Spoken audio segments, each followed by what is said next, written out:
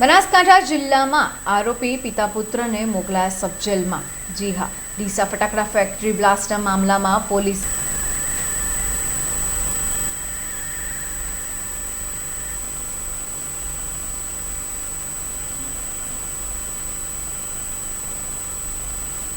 બનાસકાંઠા જિલ્લામાં આરોપી પિતા પુત્રને મોકલાયા સબજેલમાં। જી હા, ડીસા ફટાકડા ફેક્ટરી બ્લાસ્ટ મામલામાં પોલીસે આરોપી દીપક મોહનાણી અને તેના પિતા ખૂબચંદ મોહનાણીને ડીસા કોર્ટમાં રજૂ કરવામાં આવ્યા હતા।